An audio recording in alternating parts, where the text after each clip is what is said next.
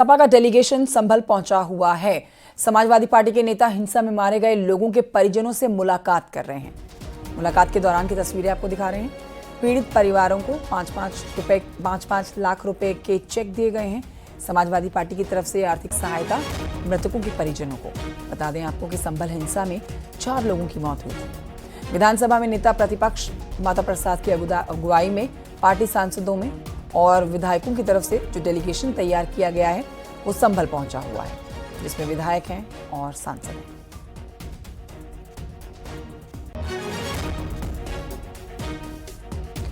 तो ये मुलाकात के दौरान की तस्वीरें आपको दिखा रहे हैं।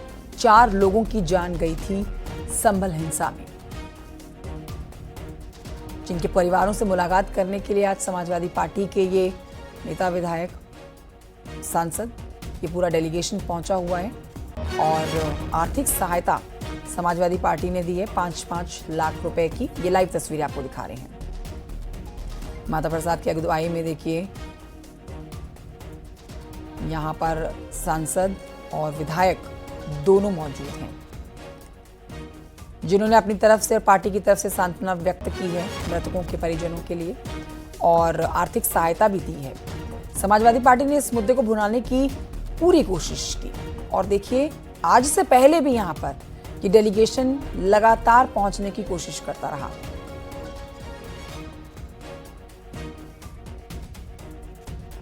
लेकिन जिस तरह से यहाँ पर सुरक्षा बलों ने दिसंबर महीने तक किसी भी बाहरी के आने पर रोक लगा रखी थी, इसीलिए चाहे वो कांग्रेस का डेलीगेशन हो या फिर समाजवादी पार्टी का, नहीं आने उन्हें दिया जा रहा था।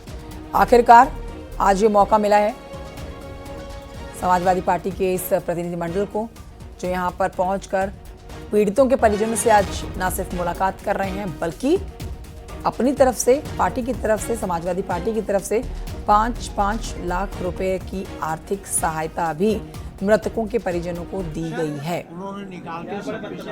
26 नवंबर की वो घटना, जिसके बाद से ही समाजवादी पार्टी लगातार कूच करने की कोशिश कर रही थी संभल की तरफ। सबसे मुलाकात नहीं हुई, लेकिन हम लोगों ने जो यहाँ जाना है यह है कि पुलिस यहाँ उत्पीड़न की कार्यवाही बड़े पैमाने पर कर रही है,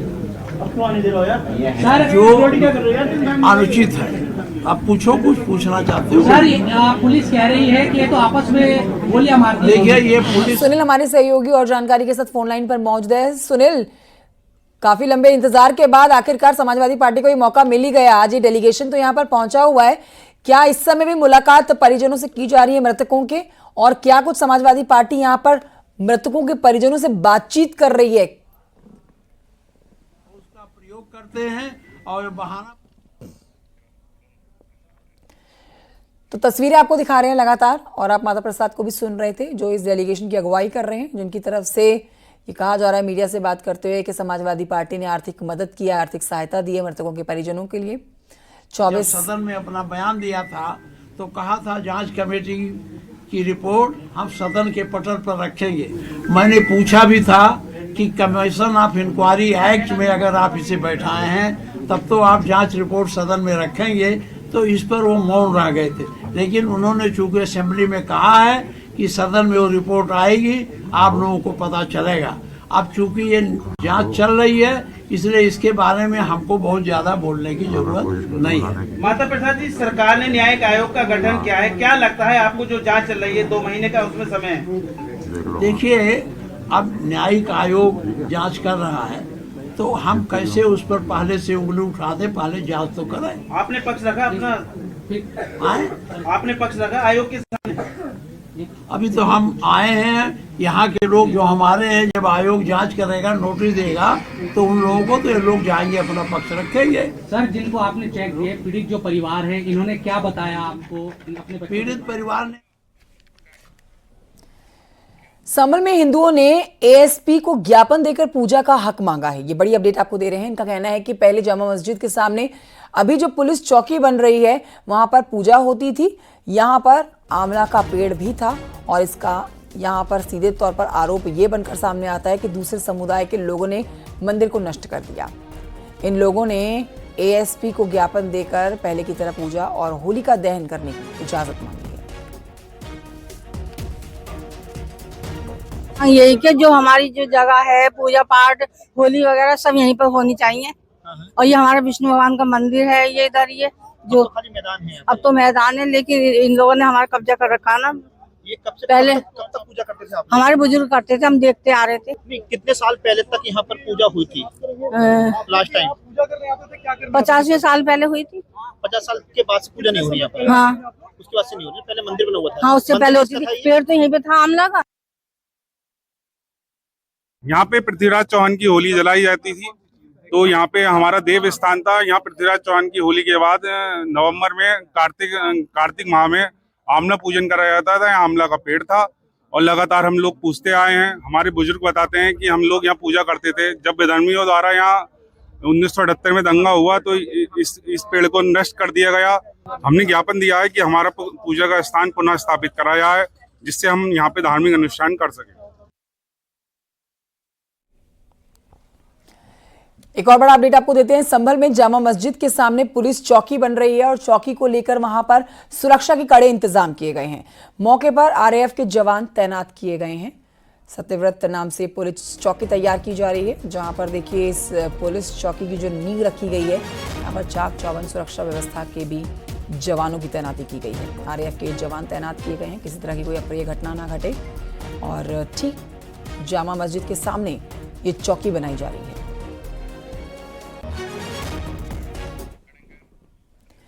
संभल हिंसा पर ही आपको एक और अपडेट दे देते हैं कि संभल हिंसा के फरार आरोपियों पर इनाम घोषित किया जाएगा। उनके खिलाफ गैर जमानती वारंट जारी किया जाएगा। बता दें आपको, संभल हिंसा के केस में पुलिस को अभी भी 91 आरोपियों की तलाश है और इस मामले में अब तक कुल 50 आरोपियों की गिरफ्तारी की जा चुकी है। 2 दिन पहले भी दिल्ली के वाटला हाउस से अदनान नाम के एक शख्स की गिरफ्तारी की गई है। अभी भी वहां पर कई आरोपियों के छिपे होने की आशंका है। 24 नवंबर को हुई हिंसा में अभी तक 50 लोग गिरफ्तार किए जा चुके हैं और 91 लोग हैं वो अभी भी वांछित हैं। और उनके अलावा कई सारे ऐसे फोटोज हैं वो भी अनआइडेंटिफाइड है, उनको आइडेंटिफाई कराने का प्रयास किया जा रहा है। जल्द ही जो वांछित लोग हैं उनके खिलाफ एनबीडब्ल्यू एवं पुरस्कार की कार्रवाई है वो भी अमल में लाई जाएगी। घटना किन कारणों से कारित हुई है, कौन कौन व्यक्ति इसके पीछे हैं, सभी एंगल पे इन्वेस्टिगेशन किया जा रहा है। और आइए बढ़ते हैं आगे, आपको बताते हैं अखिलेश यादव के सीएम हाउस के नीचे शिवलिंग वाले बयान के बाद सियासी बखेड़ा खड़ा हो गया है। मंत्री ओम प्रकाश राजभर ने अखिलेश यादव के बयान पर पलटवार किया है। उन्होंने कहा है कि अगर उन्हें शिवलिंग की जानकारी थी तो जब वो सीएम थे तो खुदाई क्यों नहीं करवाई।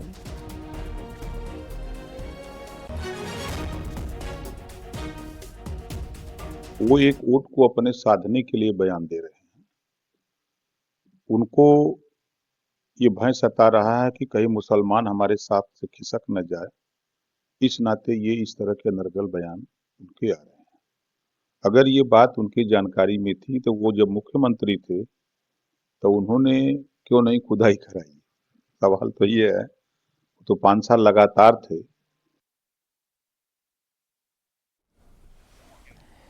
एसबीएसपी अध्यक्ष और मंत्री ओम प्रकाश राजभर मिल्कीपुर विधानसभा उपचुनाव की तैयारी को लेकर अयोध्या पहुंचे और इस मौके पर ओपी राजभर ने कहा है कि विपक्ष भी ये जानता है कि उपचुनाव में ज्यादा सीटें सत्ता पक्ष जीतता है।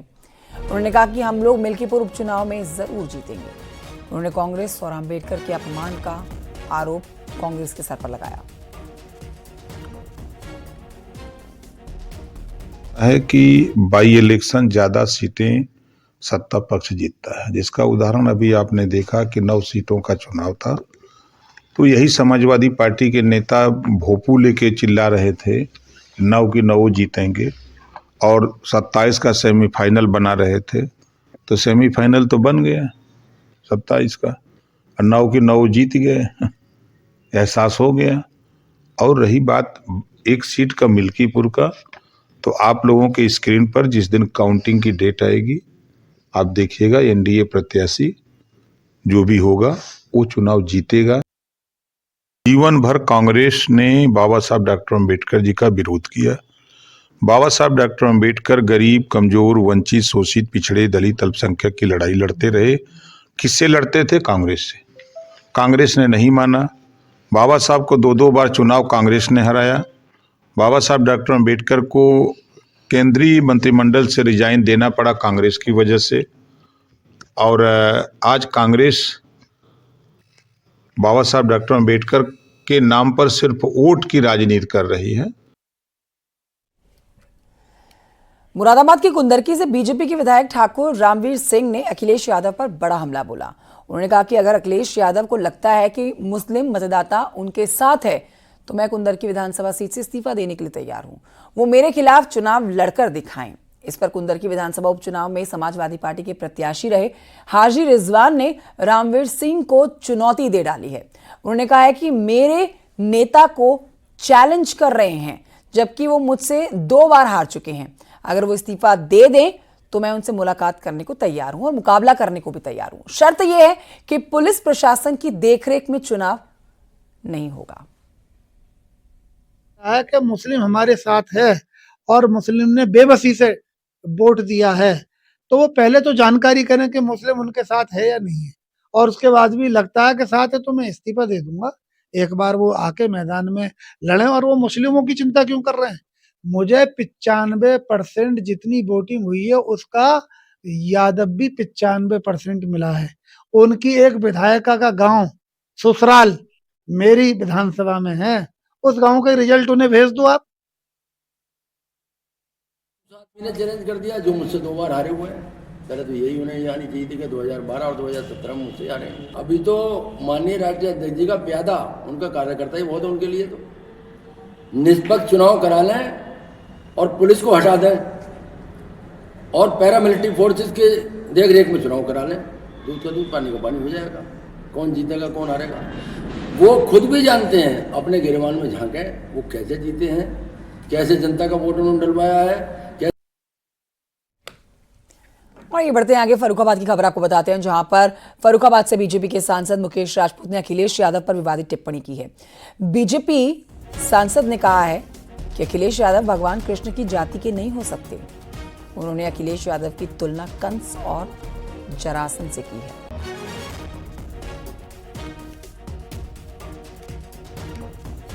नहीं लगता है कहीं भी अखिलेश जो कह रहे हैं कि कृष्ण भगवान हमारी जात के, मुझे नहीं लगता है। हाँ, उनकी जात के कंस तो हो सकते थे, कृष्ण नहीं है। कृष्ण सबके थे, वो गरीब से गरीब लोगों के थे, निर्धनों के थे और सत्य के मार्ग पर चलने वाले। असत्य के मार्ग पर कभी कृष्ण भगवान नहीं चले। हाँ, कंस तो उनके हो सकते, जरासंध उनके समाज के हो सकते, वो मान सकते, लेकिन मैं नहीं कभी मानता हूँ कृष्ण भगवान उनके वंशज हैं।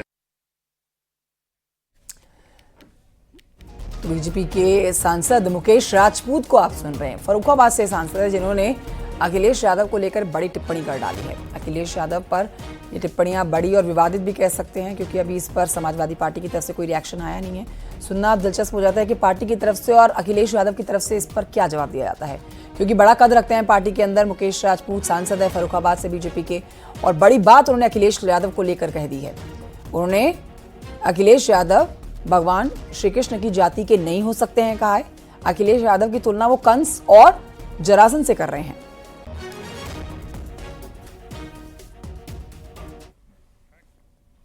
संभल में बिजली कनेक्शन काट रहे लाइनमैन से महिला की नोकझोंक हो गई। दरअसल लाइनमैन बिजली के खंभे पर चढ़ा हुआ था। इसी दौरान डंडा लेकर महिला भी सीढ़ी पर चढ़ गई, और देख रहे हैं आप तस्वीरें भी उस दौरान की। महिला का कहना था कि बिजली बिल जमा होने के बाद भी कनेक्शन काटने का क्या मतलब है, जिसके बाद लाइनमैन ने बताया कि कनेक्शन नहीं काटा गया है। उसके बाद ये मामला शांत हुआ है।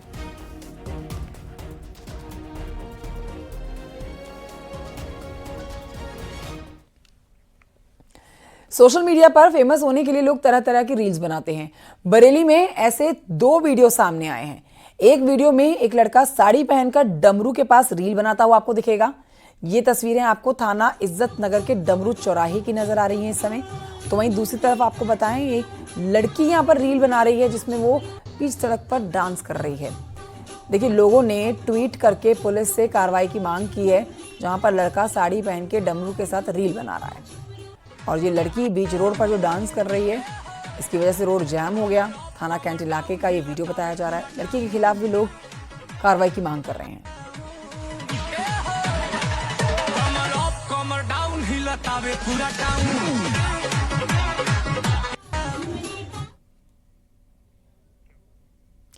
नए साल में कान्हा के भक्त भगवान कृष्ण के दर्शन कर नए साल का आगाज करते हैं। लाखों की संख्या में श्रद्धालु बांके बिहारी मंदिर, श्री कृष्ण जन्मभूमि, द्वारकाधीश मंदिर, बरसाना, नंदगांव और गोकुल पहुंचते हैं। नए साल पर दर्शन पूजन के लिए बड़ी संख्या में भक्त अभी से वृंदावन धाम पहुंच चुके हैं। श्रद्धालुओं की सुगमता और सुरक्षा के लिए मथुरा पुलिस ने विशेष प्लान तैयार किया हुआ है। जगह जगह पर होर्डिंग्स एरिया बनाए गए हैं। जाम से निजात दिलाने के लिए जगह जगह पर पार्किंग बना दी गई। मंदिरों के आसपास अतिरिक्त कैमरे लगाए गए और निगरानी की जा रही है। साथ ही ड्रोन के जरिए भी क्राउड कंट्रोल किया जा रहा है।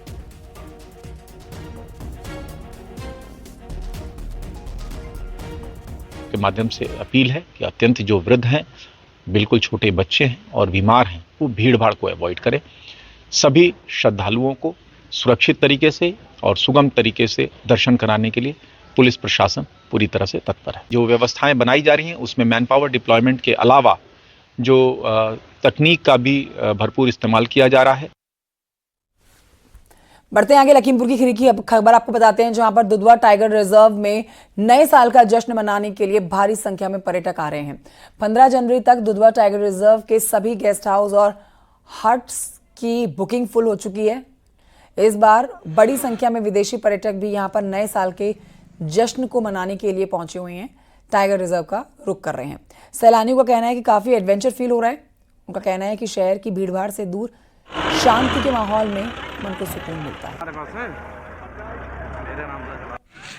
बहुत अच्छा लग रहा है यहाँ पर। मम्मी ने जैसे बोला वाई वाई चाउमीन बहुत अच्छा है, मैंने भी ट्राई करा। जंगलों में कैसा लग रहा है? बहुत अच्छा लग रहा है, एडवेंचरस भी लग रहा है, बट मज़ा भी आ रहा है। बहुत सारे एनिमल्स देखने को मिलेंगे, तभी सफारी पे आए हैं।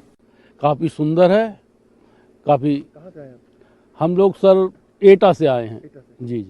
जंगलों में घूमने आए हैं, मतलब शहर की मतलब भीड़ भाड़ से दूर थोड़ा मन हुआ तो काफ़ी शांति महसूस हुई, काफ़ी अच्छा लगा, काफ़ी सुंदरता प्रतीत हुई। लखीमपुर खीरी के दुधवा टाइगर रिजर्व में नए साल के आगाज के लिए बड़ी संख्या में पर्यटक आ रहे हैं। आप मेरे पीछे वीडियो देख सकते हैं, पूरी तरह से दुधवा टाइगर रिजर्व पर्यटकों से भरा हुआ गुलजार है। लगातार पर्यटक जंगल के अंदर जा रहे हैं, जानवरों के दीदार कर रहे हैं, जिसको सेलिब्रेट करने के लिए दूर दूर से विदेशों से भी पर्यटक आ रहे हैं। और बड़ी संख्या में 15 तारीख तक के लिए दुधवा टाइगर रिजर्व पूरी तरीके से बुक बताया जा रहा है, जिसको लेकर जो पर्यटक आ रहे हैं उनको भी खासा उत्साह देखने को मिल रहा है। लगातार दुधवा टाइगर रिजर्व के जंगलों में भ्रमण कर रहे हैं और जानवरों को दीदार कर रहे हैं अपने नए साल को यादगार बनाने के लिए।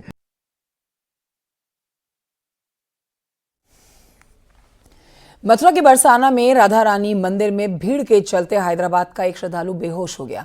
स्थानीय पुलिस और सुरक्षा कर्मियों ने उसे इलाज के लिए मंदिर में बने हुए स्वास्थ्य शिविर में पहुंचाया है। बाद में साल खत्म होने और नया साल शुरू होने के चलते बरसाना राधा रानी मंदिर में श्रद्धालुओं का सैलाब उमड़ रहा है।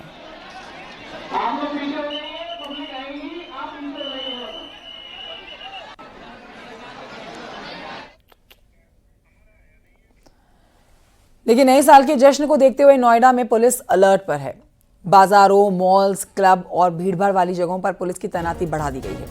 सीसीटीवी कैमरे, ड्रोन से मॉनिटरिंग की जा रही है। शराब पीकर गाड़ी चलाने वालों पर सख्ती से कार्रवाई की जाएगी। ब्रेथ एनालाइजर से चेकिंग की जाएगी। नोएडा को 9 सेक्टर्स में बांटा गया है। मॉल और मार्केट के बाहर गाड़ियों को पार्क नहीं करने दिया जाएगा।